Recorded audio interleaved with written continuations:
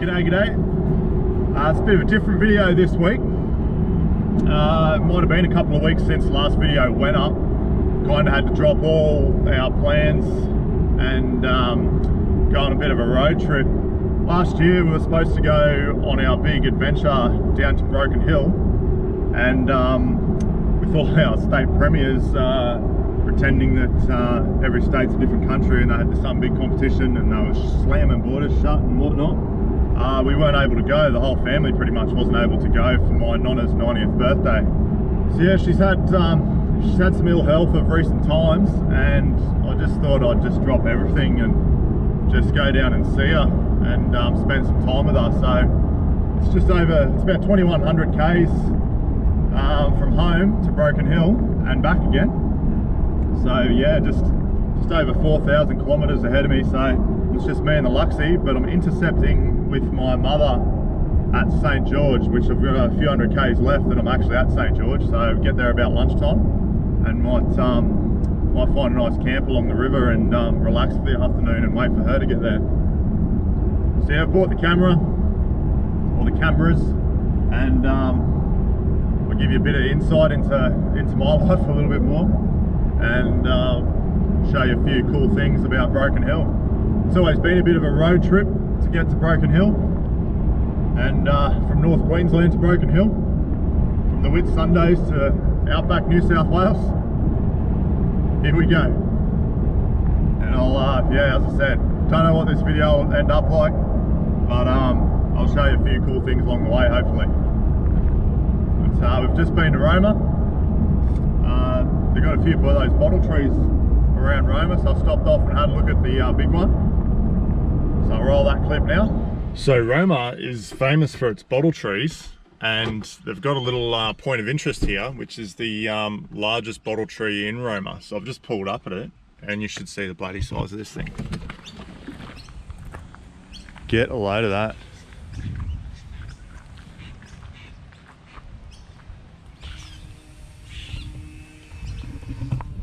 Just for a size comparison.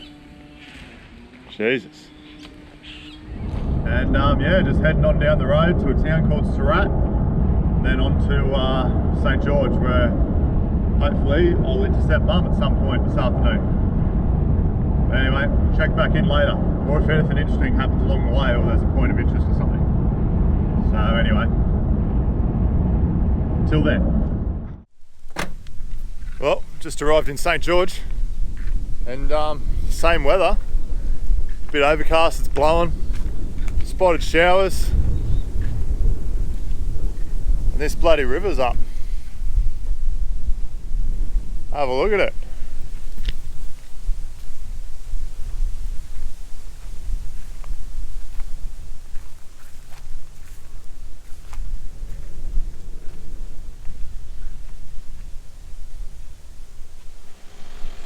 And Mum's just rocked up.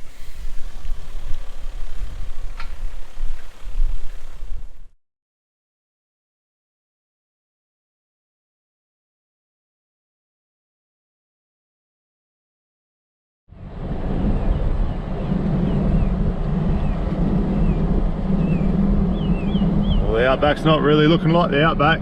She's absolutely flooded. Well, not absolutely flooded, but Jesus.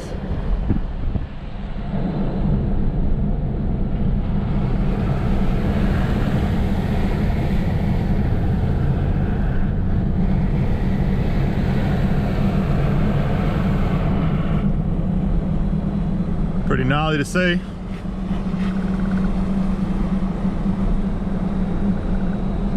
Anyway, push on forward. And we've just entered New South Wales, eh?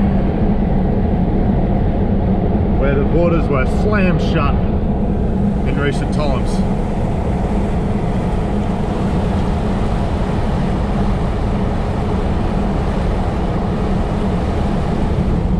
We just went through a huge storm just outside of Walgett heading to Burke, and now we're driving into a long skinny front. Goes as north as far as you can see and south as far as you can see.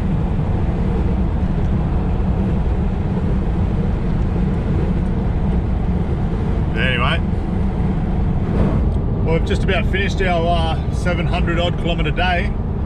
All went to plan, so we're just about 5k's from Cobar. It's been a big day. That's your first time through there, Captain? Yeah, it is. Yeah, I haven't actually Have to shut them up. been to Cobar before, or? Yeah, so just coming into Cobar now. This morning was a bit how you going. We had a few water crossings to do. One of them was significant. It wasn't too deep, probably at the top of my tyres. And big wide load go past. What was I saying? Yeah, water was probably at the top of my tyres, and but it went for about 50 metres. So I was no problems, but I was a little bit worried for Mum going across there in a van, but anyway, she was all right. I stopped at the other side and like watched her come through, so it was all good. Bit of excitement to the morning, and we got to Walgett, and it absolutely was bucketing down so hard. I think we were driving for about half an hour at about 40k's an hour. So at that point, I was actually unsure about how we were going to go. But anyway, so we're just pulling into Cobar now. Not much happening in good old bloody Cobar. We'll go find somewhere to stay. Here's the setup at Cobar in the caravan park. A lot of bloke on bloke action going on. But anyway, it's only for a night. The sun's come out. Looks like it might be in for a pretty good sunset. I did prep for a wet night, put all the sides up, so probably not really called for, but anyway, we're ready to roll. And this is inside Mum's little van that me and my brothers helped deck out for her. Built her in like a little bed base there. It's got like a set of drawers at the back. She's got all her gear in. One of my other brother's mates, he's a cabinet maker, whipped that little bench top and stuff up for her. Fridge sits there. There's a dual battery set up in behind there. And she's decorated it herself. Pretty good little cozy van life.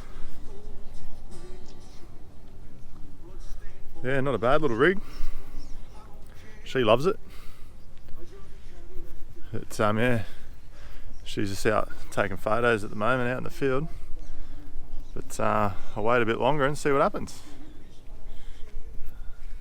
Thank God it's cleared up, because it was a bit dodgy this morning. Mum did her first water crossing, so it's pretty good. But anyway, should have nice days for the next week apparently.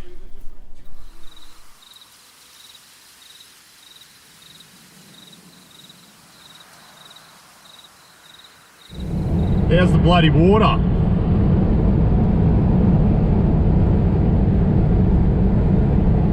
Down both sides of the road. Tell you what, it'd be a lot of fun for locals to be able to ski along this. That's unreal.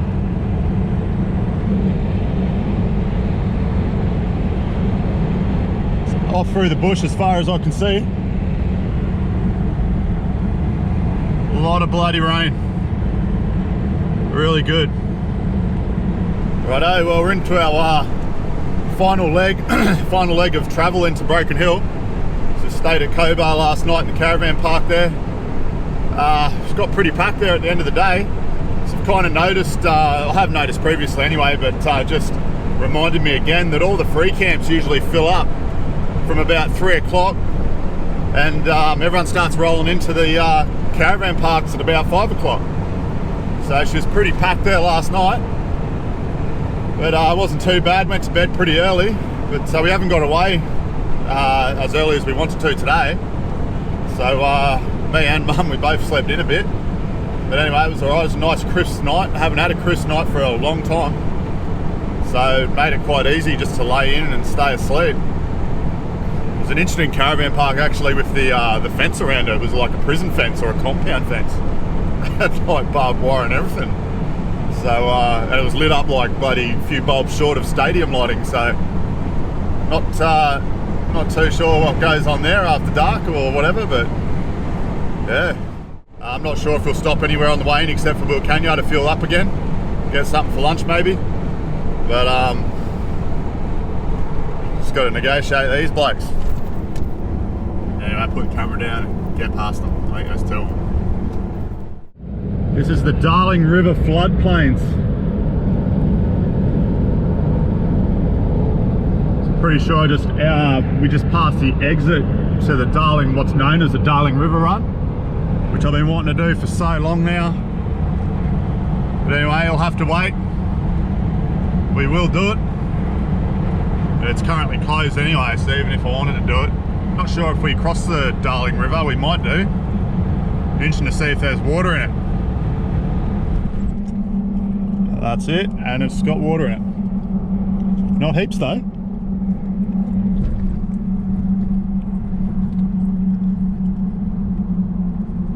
Anyway, time for some petrol.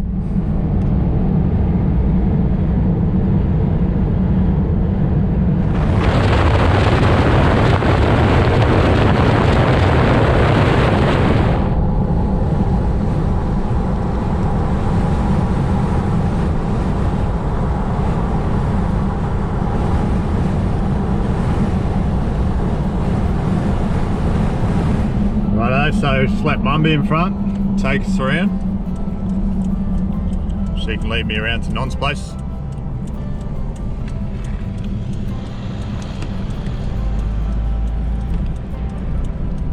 And here we are. Old 639 Street. Going and say hello.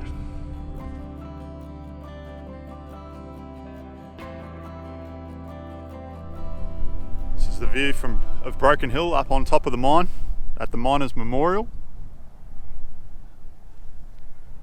Just out having a look around this afternoon, and it hasn't really changed much in forever.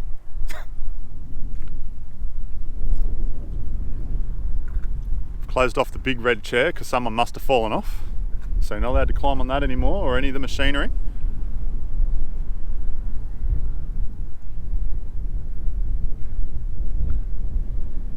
Nice day out here though after all the rain. We'll go and have a look in here. What's this joint called, Mum?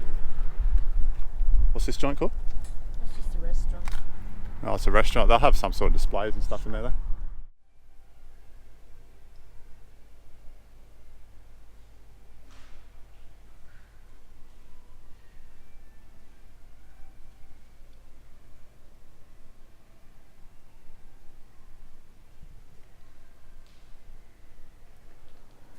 All the names of the people who have died on the job up here. Fair few of them.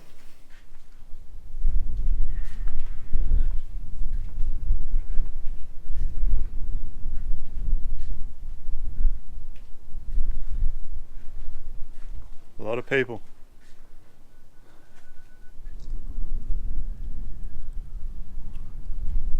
Got some of the old machinery here on display.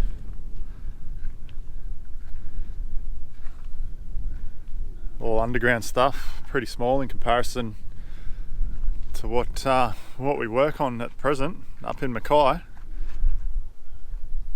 lot of people actually don't even know that, well, it's BMA, but BHP, Mitsubishi Alliance or whatever it is, but BHP actually started here in Broken Hill. And it stands for Broken Hill Proprietary.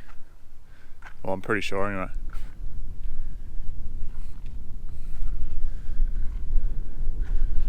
Big bloody ram.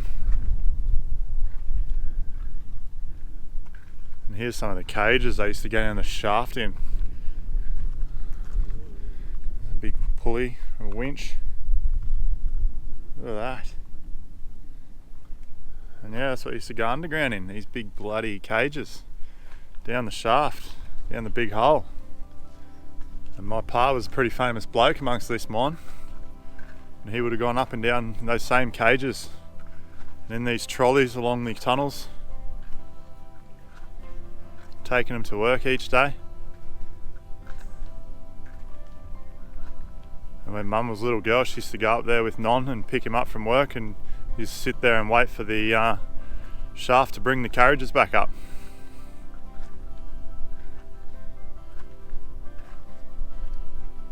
Pretty mad.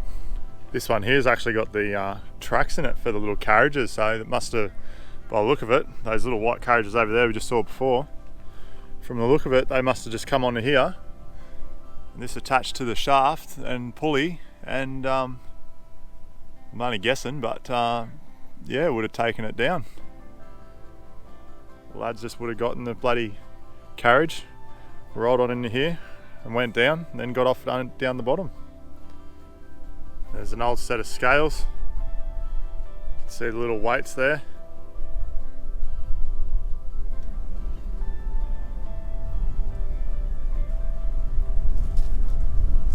And there's 590 Radium Street.